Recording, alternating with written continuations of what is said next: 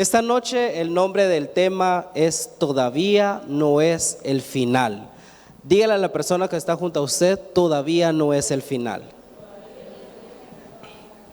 Y vamos a leer en la palabra de Dios en 2 de Corintios, capítulo número 4, versículos del 16 al 18. Y dice así, 2 de Corintios 4, del 16 al 18. Por tanto, no desmayamos. Antes, aunque nuestro hombre exterior se va desgastando, el interior no obstante se renueva de día en día. Porque esta leve tribulación momentánea produce en nosotros un cada vez más excelente y eterno peso de gloria. Diga conmigo, peso de gloria. No mirando nosotros las cosas que se ven, sino las que no se ven. Pues las cosas que se ven son temporales, pero las que no se ven son eternas. ¿Cómo le dije que se llamaba el tema de esta noche? Todavía no es el final. Fíjese que Dios diseñó al ser humano, Dios diseñó al hombre conforme a su imagen y conforme a su semejanza. Y Dios depositó en nosotros la capacidad de pensar, analizar, razonar y sentir. Todos nosotros pensamos, todos nosotros razonamos, todos nosotros analizamos. En algún momento de nuestra vida, todos nosotros, todos los días, pensamos, razonamos, analizamos y sentimos. Pero Dios también colocó en nosotros una conciencia. Dios colocó en nosotros una mente. Y esta mente es capaz de catapultarnos hacia lo que Dios quiere para nosotros o enterrarnos para que nunca logremos llegar a ese lugar.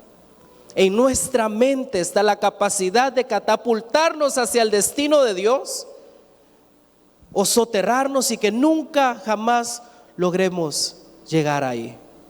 En nuestra mente Dios nos dio a nosotros la capacidad de que lo que nosotros pensamos nos lleve a nosotros a cumplir el propósito de Dios aquí en la tierra. Lo que nosotros pensamos acerca de nosotros mismos, lo que nosotros pensamos acerca de los demás, pero por encima de todo, lo que nosotros pensamos acerca de Dios. ¿Qué piensa usted de Dios? ¿Qué es lo que su mente lo lleva a usted a pensar de Dios? Y esta palabra esta noche, yo le pedí mucho al Señor que esta palabra nos toque a todos nosotros, porque nuestra mente nos juega sucio, nuestra mente nos juega chueco, porque muchas veces lo que nosotros pensamos de Dios es: no creo que Dios pueda hacer algo conmigo. Y nuestra mente está constantemente pensando en eso. No creo que Dios pueda hacer algo con mi familia. No, definitivamente no se puede. No creo que Dios pueda salvarme si yo estoy súper hundido. No creo que Dios pueda restaurar mi familia si aquí esto ya se rompió, ya se arruinó. Y esa es nuestra mente. Pero nuestra mente, fíjese que yo estuve investigando las capacidades de la mente. La mente que Dios nos dio es capaz de crear escenarios. La mente que Dios colocó en nosotros es capaz de crear escenarios, de imaginar mundos. Y mucha gente vive en un mundo de fantasía, en un mundo de fantasía en el que Dios no habita. En un mundo de fantasía en el que todo lo tenemos que resolver con nuestras propias fuerzas porque Dios no puede intervenir. Esa no es la realidad de Dios. La realidad de Dios es que la Biblia dice que nosotros podemos echar toda nuestra ansiedad sobre Él porque Él tiene cuidado de nosotros. Pero la mente es capaz de crear escenarios, y estos escenarios pueden ser reales o ficticios, pero la mente crea a partir de lo que ve. La mente crea a partir de lo que ve. Nosotros solamente podemos imaginarnos lo que hemos visto. Nadie puede imaginarse cómo realmente es el rostro de Dios. ¿Alguna vez usted se ha preguntado cómo será el rostro del Señor? ¿Será gordito? ¿Será flaco? ¿Será moreno? ¿Será blanco? ¿Será alto? ¿Será bajo? ¿Será un anciano? ¿Será un niño? ¿Cómo será el rostro de Dios? Nunca lo hemos visto, por eso nuestra mente no es capaz de imaginarlo. Pero estos escenarios que la mente es capaz de crear se llaman simulaciones mentales. Simulaciones mentales, y nos permiten visualizar situaciones que aún no han ocurrido. No es que de plano ya esto me va a matar. Señor, usted tiene un tumor. Uy, no, ya me morí. Así se murió mi vecino, sí, lo mismo tenía, ahorita me acordé yo. Así se murió, es cierto. 3 meses, de plano 3 meses voy a vivir yo también. La mente ya lo arruinó. Pero esta es una simulación mental. Entonces, estas simulaciones mentales nos permiten a nosotros visualizar situaciones que aún no han ocurrido, y muchas veces nosotros nos preparamos para estas situaciones y estamos a la defensiva para librarnos de situaciones que nuestra mente creó un escenario imaginario. De repente, como hoy es miércoles y estamos en muchísima confianza, amén. ¿Sí o no? Estamos en confianza, ¿verdad? Estamos en confianza. Bien. De repente la esposa llama al esposo y no le contesta. Saber con quién estará hablando, que no me contesta, que que aquí, que allá, saber en dónde anda. Lo voy a ir a buscar. Y quizás el esposo no, simple y sencillamente no sintió la llamada. O de repente, hablemos también del otro lado, ¿verdad? Hablemos también de repente la esposa un día no tenía ganas de cocinar, no tenía ganas de hacer almuerzo para nadie, y de repente el esposo piensa, de plano, esta ya no quiere cocinar, que no sé qué, que no sé cuánto. Entonces, no, esos son escenarios que la mente creó. Yo no le estoy diciendo que no sea cierto, porque puede ser que sí. Pero nuestra mente ya creó un escenario y ya nos colocó a nosotros a la defensiva de ese escenario que la mente creó. Lo mismo pasa con cada situación difícil que nosotros enfrentamos. Nos topamos con la enfermedad y de lo último que nos acordamos es que Dios sana. Nos topamos con una dificultad y lo último que nuestra mente nos permite pensar es que Dios restaura, es que Dios restituye, es que Dios sí puede hacerlo. Y es que la Biblia dice que no hay nada imposible para Dios, y nada es nada. Aún aquellas cosas que nosotros vemos que definitivamente pareciera que no tienen una solución, es que no hay nada que se pueda hacer. Todos nosotros en algún momento hemos estado en situaciones que de alguna u otra manera nos causan angustia, pena, preocupación, y muchas veces estas situaciones son tan intensas que llegan al punto de anular o de nublar nuestra vista, suprimir nuestros deseos, aumentar los niveles de sudoración, suprimir el sueño, entre tantos otros efectos que son creados por escenarios ficticios que la mente creó. ¿No le ha pasado a usted que de repente piensa en algo y dice, ay, ¿qué voy a hacer? Y empieza a sudar, y de plano me van a meter preso, y son escenarios que su mente creó, y empieza a sudar? ¿Y le ha pasado? ¿O soy solo yo el único al que le pasan estas cosas? Y empieza a sudar y no come y pierde el hambre. O hay gente que le da por comer de más.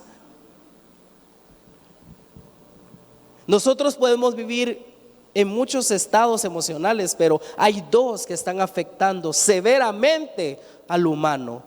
Uno se llama depresión y el otro se llama ansiedad. La depresión es exceso del pasado. La gente que vive deprimida vive con un exceso de pasado. Y la segunda es la ansiedad. La ansiedad es un exceso de futuro. Dios está en el futuro. Dios ya estuvo ahí y Él sabe qué es lo que va a pasar contigo. Dios ya estuvo ahí y Él sabe qué es lo que va a hacer. Y no tenemos nosotros por qué permitir que nuestra mente nos cree estos escenarios. Porque nosotros pensamos cómo, alguno de ustedes alguna vez se ha preguntado, ¿cómo le voy a hacer? Alguien, que sea sincero, hermano, ¿cómo le voy a hacer?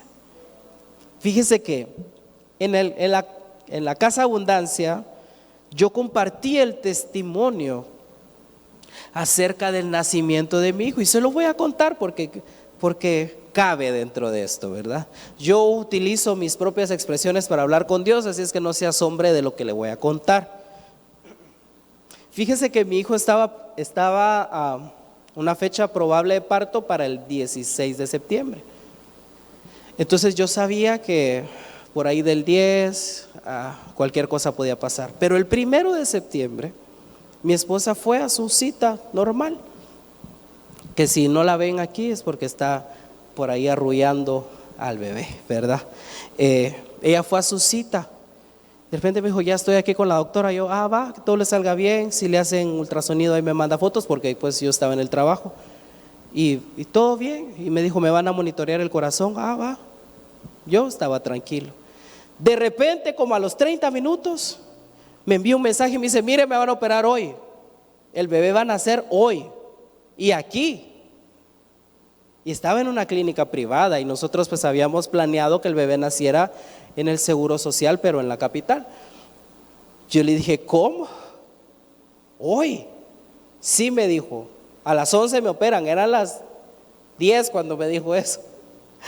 A las 11, sí, me dijo. Entonces llamé a mi jefe y le dije, mire, yo no sé qué van a hacer aquí con este rollo, pero yo me tengo que ir, mi hijo va a nacer ya, yo ya me voy. No le estoy pidiendo permiso, le dije, ya me voy. Y regreso en 3 días, le dije, no voy a creer que voy a venir mañana, vengo en 3 días. Pero mientras yo iba en el camino, yo dije, ¿cómo va a ser esto? Yo no sabía que esto iba a llegar tan rápido. Y entre que lloraba, me reía de los nervios, no hallaba qué hacer. Llegué a la casa, yo dije, Señor, ¿cómo le voy a hacer? Si ya habíamos preguntado y ese procedimiento, esa cesárea costaba tanto y yo no tenía, pues tenía una parte, pero yo sabía que no lo tenía completo porque todavía no era el momento. Yo dije, Dios, ¿qué voy a hacer? Y de repente llegué 15 minutos antes de la cirugía y le digo, ¿qué pasó? Ya me van a operar. Ya vino, dijo la enfermera, llevémosla de una vez. Y yo, ay, Dios mío, ¿qué voy a hacer? Y recuerdo que pues me dejaron entrar al parto. Mire, hermano, si a los jóvenes que están acá, solteros, que están ennoviados o que no tienen pareja, que andan buscando, mi consejo es cásense y tengan hijos. Cásense y tengan hijos. No, eso es serio, cásense y tenga hijos. Es una experiencia que le va a cambiar la vida por completo. Volviendo al tema, pues nació el bebé. Yo miraba a mi esposa muy relajada porque siempre es ella la que me baja las revoluciones a mí. Porque yo me acelero, yo me pongo a sudar, yo le digo, ¿qué vamos a hacer? ¿Cómo le vamos a hacer para esto? ¿Cómo le vamos a hacer para aquello? Y ella me dice, cálmese, Dios va a proveer. Ustedes la ven a ella ahí muy tranquilita, pero ella siempre es, cálmese, Dios sabe lo que hace, relájese, Dios sabe lo que va a hacer. Y en ese momento yo la vi a ella de lo más tranquilo. Yo andaba con la pena de dónde iba a sacar yo para pagar. Literalmente lo dije así, ¿de dónde voy a sacar yo para pagar este chunche? ¿Cómo le voy a hacer, Dios mío, para pagar este chunche? Porque el asunto es de que nació el bebé, estuvimos 3 días en el hospital, todo muy lindo, la gente llegaba, y ay, qué lindo, que no sé qué, que no sé cuánto, la cosa es que el tercer día había que pagar. Y yo dije, ¿será que nos podemos escapar si salgo yo primero, después que salga ella? De ahí sacamos al bebé. Y yo dije, ¿será que nos vamos? Mire, hermano, la primera noche, nosotros nos quedamos nosotros dos solos en el hospital, nadie nos ayudó. Pues llegaban algunos, mi mamá, algunos durante el día, pero en la noche éramos solos, con un recién nacido, papás primerizos, con un recién nacido, una mujer operada. Ya se puede imaginar, usted se puede imaginar. Pero en la noche yo recuerdo que mi esposa estaba recostada en la camilla y yo le dije, mire, le dije, vamos a orar. Y yo me hinqué en la camilla y le tomé la mano y yo le dije, Dios, nosotros no podíamos tener hijos y tú nos diste este hijo. Dios, le dije, nosotros no podíamos tener hijos y tú nos diste este hijo, y yo creo que está sano, está bien. Pero ahora, Dios, te pido que nos proveas, que nos des tu provisión para pagar esto. Yo sé que tú lo vas a hacer, no sé cómo, yo sé que tú lo vas a hacer. Al otro día, cuando ya tocaba el momento de pagar, de repente me suena el teléfono y me envían una transferencia con exactamente todo lo que tenía que pagar. Era exacta la cantidad, era exacto, todo. Y mi piel se erizó en ese momento y yo le dije, Dios, tuviste que haber sido tú, porque de otra forma no se hubiera podido. Pero Dios siempre tiene un plan. Amén. Bien. Entonces lo que le decía de las simulaciones mentales es que activan emociones. Si su mente crea escenarios que no son, por esos escenarios a usted se le activan emociones, se pone nervioso. Si su mente le crea un escenario, se pone celoso. Si su mente le crea un escenario, se pone ansioso. Si su mente le crea un escenario, se deprime, se pone a llorar, nadie me quiere. Y quizás no es eso, es su mente creando escenarios. Pero por eso Pablo viene y le dice a los corintios, no mirando nosotros las cosas que se ven, sino las que no se ven. Porque las cosas que nosotros vemos muchas veces nos nublan la visión y no nos permiten ver lo que Dios quiere que veamos. Y vamos a avanzar un poco más en esto. Dice 2 de Corintios 10:5 en la Nueva Biblia Viva, así se llama esta versión. Dice, para destruir las fortalezas del mal no empleamos armas humanas, sino las armas del poder de Dios. Así podemos destruir la altivez de cualquier argumento y cualquier muralla que pretenda interponerse para que el hombre conozca a Dios. De esa manera, escuche, hacemos que todo pensamiento se someta para que obedezca a Cristo. No usamos armas humanas, sino las armas del poder de Dios. No usamos nuestra sabiduría, sino la sabiduría de Dios. Amén. Ahora bien, quiero hablarles, esta noche le voy a hablar de dos personajes. Esta fue solamente la introducción de este tema. Son mentiras, hermano. Yo sé que usted tiene una carita como que tiene hambre. Quiero hablarle de Ana. Ana. Dice la Biblia, vamos a leer mucho, 1 Samuel 1, del 1 al 19. Dice así: Elcaná era un hombre de la tribu de Efraín que vivía en Ramatayim de Sofín, en la región montañosa de Efraín. Su padre se llamó Jeroán, su abuelo Eliú, su bisabuelo Toú y su tatarabuelo Suf. Tenía dos esposas, Ana y Penina. Esto no es para que usted se vaya por allá a querer tener dos esposas también, hermano. No se vale, no se puede. Ana y Penina. Penina tenía hijos, pero Ana no.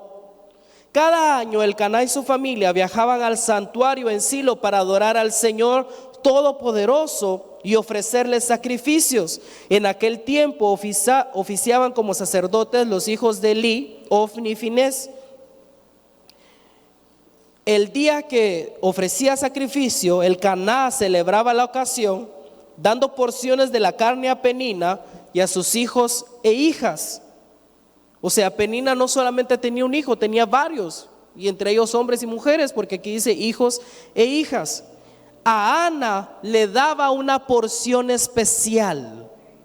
Escuche esto, le daba una porción especial, pues la amaba mucho, a pesar de que el Señor no le había concedido tener hijos.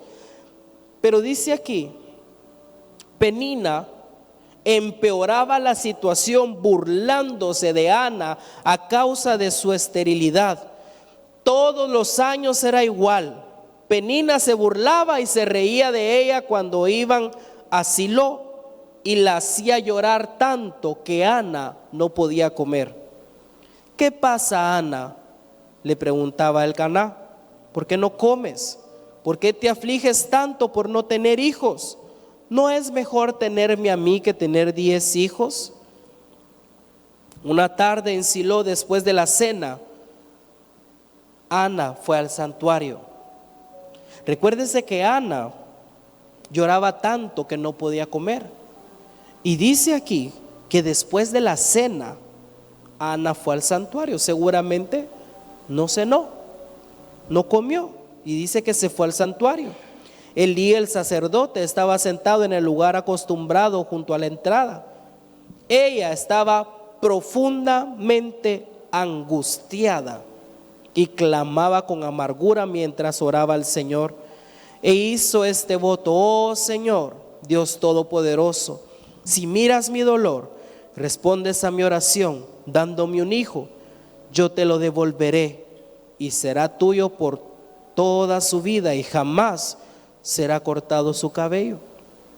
Como Elí vio que Ana prolongaba mucho su oración y que movía los labios sin emitir sonido, pensó que estaba ebria. Nos vamos a detener aquí un momento. No solo la otra se burlaba porque no tenía hijos. Esta mujer va al templo angustiada, sin comer, va a orar, a derramar su corazón delante de Dios, y el sacerdote todavía viene a pensar que estaba ebria, que era una mujer de mala vida porque estaba ebria. ¿Usted se imagina lo que Ana pudo sentir? ¿Cómo te atreves a venir aquí borracha?, le dijo. Deja ya tu borrachera. No, Señor, contestó ella, no estoy ebria, es que estoy muy triste y estaba derramando las penas de mi corazón delante del Señor. No pienses que soy una borracha. En ese caso, dijo Elí, alégrate y que el Dios de Israel conceda tu petición, cualquiera que sea. Oh, gracias, Señor, exclamó ella, y regresó muy alegre y comenzó a comer nuevamente.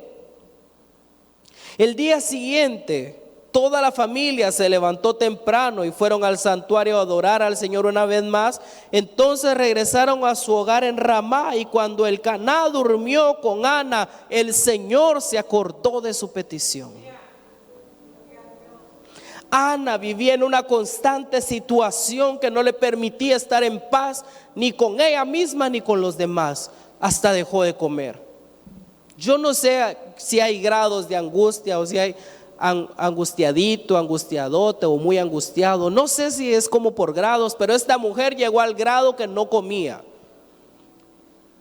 Llega al templo, Penina se está burlando de ella porque no puede tener hijos. Llega al templo y el sacerdote de paso viene a pensar que está borracha, que está ebria.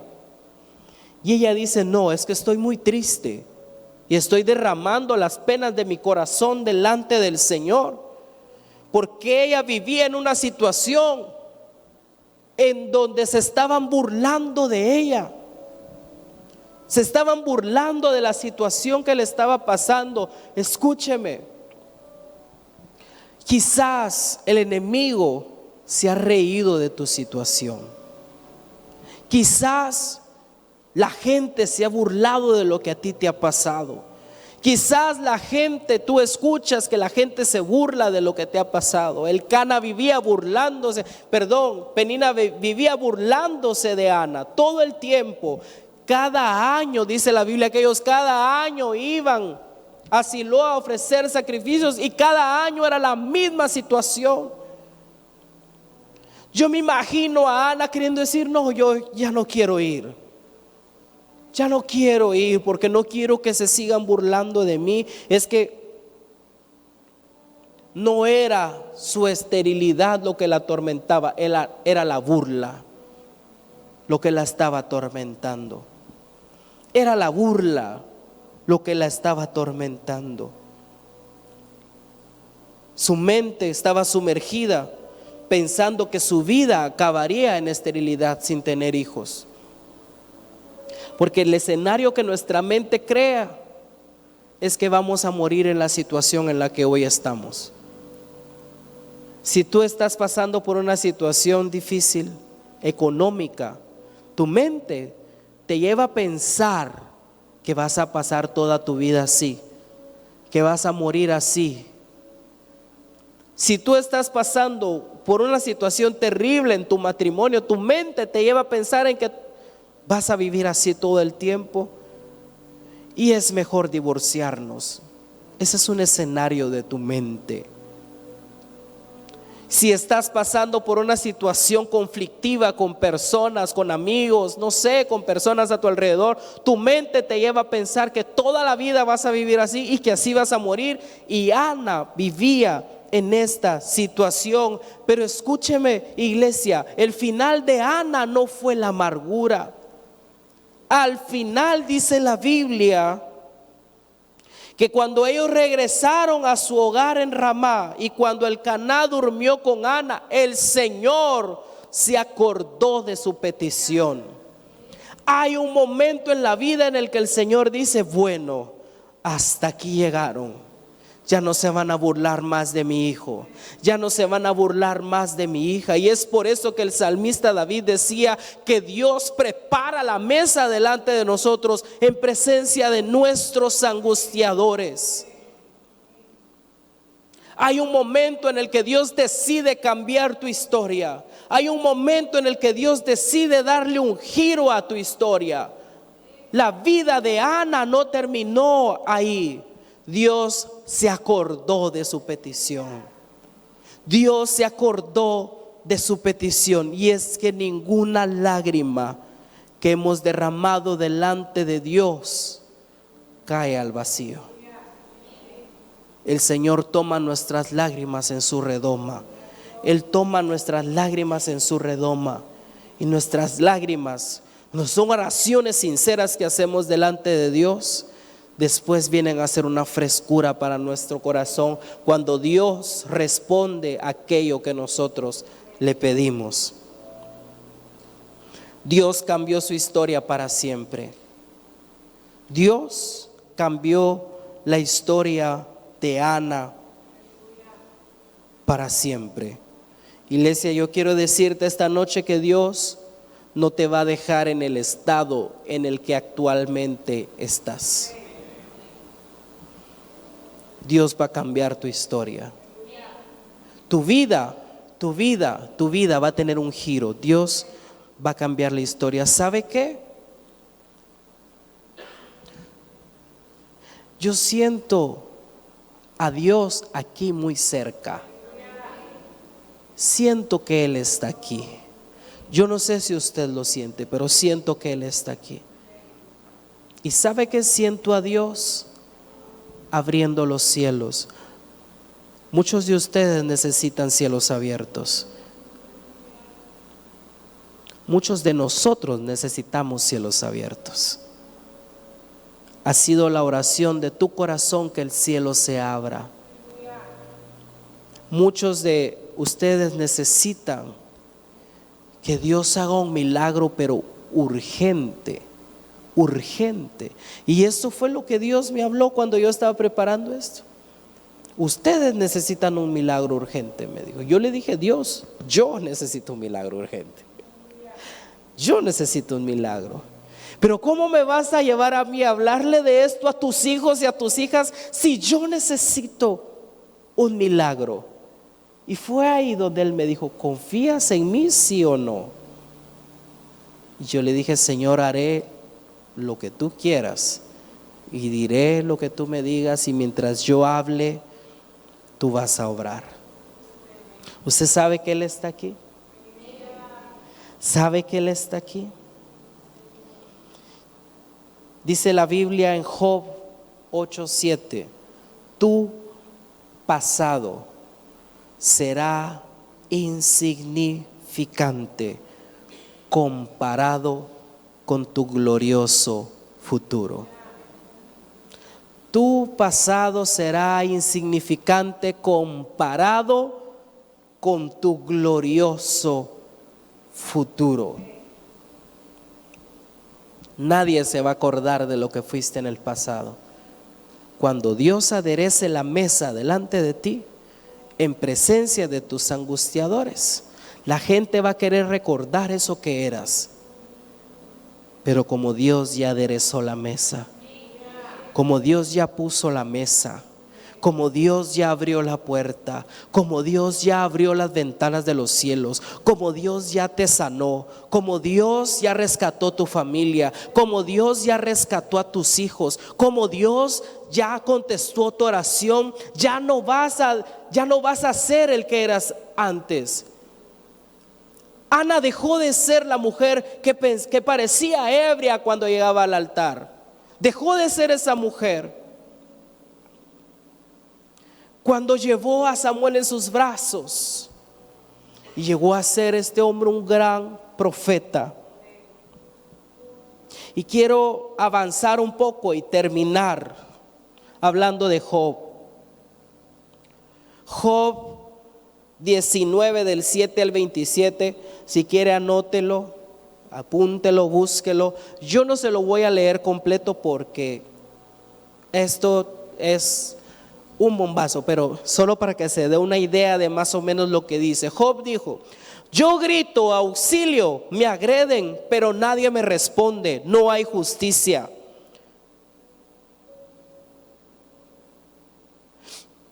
Dios ha bloqueado mi camino para que no pueda pasar. Él ha cubierto mi camino de oscuridad. Me ha quitado todo mi honor y la corona de mi cabeza. Me arrastra por todas partes. Estoy acabado. Eso dijo Job.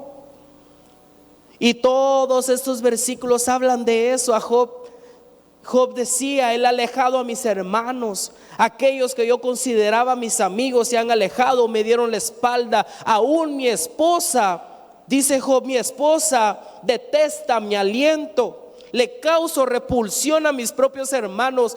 Qué situación tan difícil la que Job estaba viviendo. Qué situación tan complicada. Ya lo había perdido todo. Job ya lo había perdido todo. Pero dice el versículo 25: pero yo conozco a mi defensor. Él vive y al final saldrá victorioso sobre los que son polvo. Incluso después de que se haya pelado toda mi piel, en carne viva veré a Dios. Quiero ver a Dios por mí mismo, verlo con mis propios ojos y no con los ojos de alguien más, aun cuando se me hayan agotado las fuerzas. Después de que Job viene y dice: estoy acabado. En un resumen, en una palabra, lo que Job dijo es: estoy acabado, estoy totalmente destruido. Pero el versículo 25 dice: pero yo conozco a mi defensor. Pero yo conozco al que me defiende. Y la Reina Valera dice: pero yo sé que mi Redentor vive. Pero yo sé que mi Redentor vive y Él me levantará una vez más del polvo. Job dijo: yo quiero ver a Dios por mí mismo. Quiero experimentar a Dios por mí mismo. La situación que él estaba viviendo era tan difícil que él dijo: aunque se haya pelado toda mi piel, en carne viva veré a Dios. Job dijo: yo sé que mi Redentor vive. Y esta versión me gustó mucho porque él dijo, porque esta versión dice: yo conozco a mi defensor. Job no permitió que los escenarios de su mente lo llevaran a bloquear la imagen de Dios.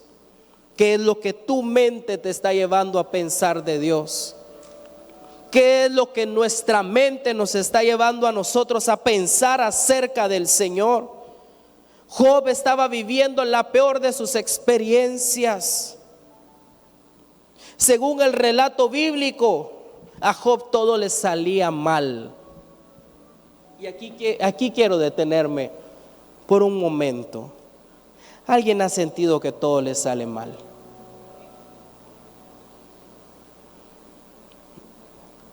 ¿Alguien ha sentido que todo le sale mal?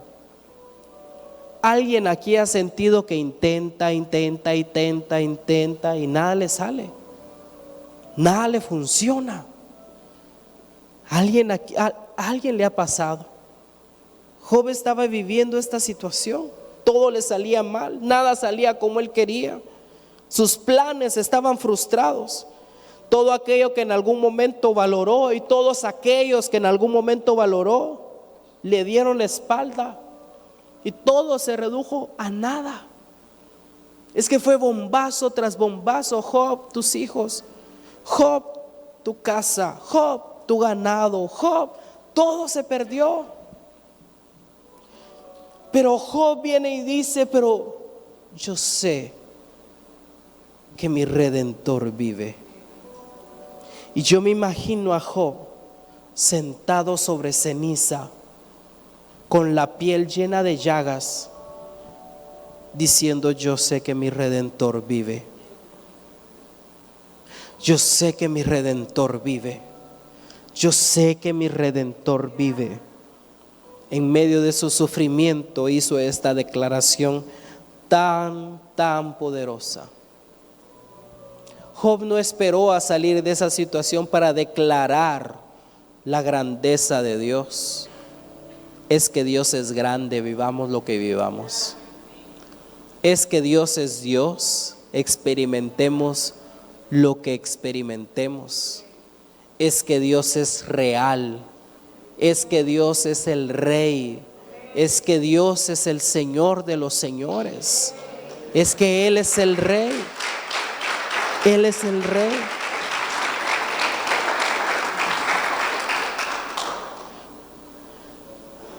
En el versículo 27, Job dice: quiero ver a Dios por mí mismo, verlo con mis propios ojos y no con los ojos de alguien más, aun cuando se hayan acabado todas mis fuerzas. Job estaba en la peor situación de su vida, la peor situación de su historia. Pero en medio de esa situación él dijo: yo quiero ver a Dios. Yo sé que en esta situación yo voy a ver a Dios. Yo sé que mi Redentor vive. Yo sé que mi Redentor vive. Y Dios le dio un giro a la historia de Job. Dios cambió la historia de Job. La historia de Job ya no volvió a ser la misma. Job no murió en aflicción. Job no murió en la prueba. Job no murió en el proceso. Job abrazó su proceso y dijo: yo sé que mi Redentor vive. Yo sé en quién he creído. Yo sé, yo conozco a Dios. Yo conozco al Señor. Yo conozco a mi Dios. Y dice la Biblia en Job, versículo 42 y versículo 10. Si puede, búsquelo ahí en su Biblia. Job 42, 10. Dice así: y quitó Jehová la aflicción de Job cuando él hubo orado por sus amigos. Escuche esto: y aumentó al doble todas las cosas que habían sido de Job. ¿Quién quitó la aflicción? Dios. Dios. En ese momento el Señor dijo: bueno, hasta aquí llegó tu aflicción. Y dice la Biblia que el Señor aumentó todas las cosas que habían sido de Job. Cuando Dios te restituya, cuando Dios te restaure, Él va a multiplicar todo lo que te pertenece y todo lo que perdiste. Cuando Dios restaura, multiplica. Cuando Dios te restaura, Él multiplica. Cuando Dios te restaura, te da más. Cuando Dios te restaura, te da el doble. Cuando Dios te restaura, cuando abrazas tu proceso, Dios te da más. Más de lo que perdiste, mucho más, muchísimo más. El enemigo te quitó tanto, te robó tanto, pero Dios te va a dar más. Dios te va a dar más. Y esta palabra, esta cita que le voy a leer, es una promesa para todos nosotros. Esto es una promesa, quiero que lo escuche. Dice Job, capítulo 42, del 12 al 13: y bendijo Jehová el postrer estado de Job más que el primero, porque tuvo 14,000 ovejas, 6,000 camellos, 1,000 yuntas de bueyes y 1,000 asnas, y tuvo 7 hijos y 3 hijas. Y bendijo Jehová el postrer estado de Job más que el primero. Ese es mi Dios. Ese es mi Dios. Iglesia, sí, Dios va a cambiar tu historia. Dios va a cambiar tu historia. Siento a Dios hablarte y decirte: le voy a dar un giro a tu historia. Le voy a dar un giro a tu historia. No es el final. Dios no ha terminado contigo. Dios no ha terminado contigo. Tu final todavía no ha llegado. Le voy a dar un giro a tu historia. Todo lo que Satanás, aquí hay gente que ha perdido mucho que el diablo le ha robado. Mucho que Satanás te ha robado. Dios te va a dar más. Dios te va a restaurar más. Dios te va a restituir más. Dios te va a dar el doble. Dios te va a dar más. Dios te va a dar más, pero no es tu final. Todavía no es tu final. Dios todavía no ha acabado contigo. Todavía Dios tiene una jugada que hacer. Todavía Dios tiene un asa ahí bajo la manga, y Él va a aderezar la mesa delante de ti en presencia de tus angustiadores. Todos los que te han robado, todos los que se han burlado, tendrán que ver cómo Dios te restituye. Todos los que se burlaron de ti, todos los que te robaron, tendrán que ver cómo Dios te restituye. Todos aquellos que se rieron de tu situación, tendrán que ver cómo Dios trae restauración. Todos aquellos que pensaron que Dios no te podía usar, que Dios no podía hacer nada contigo, tendrán que ver cómo Dios te toma en sus manos y te usa para la gloria de su nombre.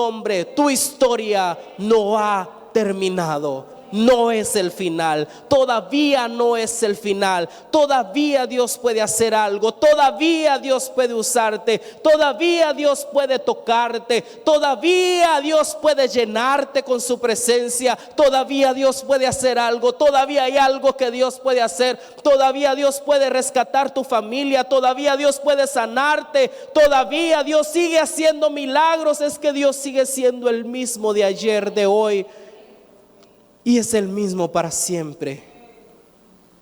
¿Qué te parece, iglesia, si esta noche te pones de pie?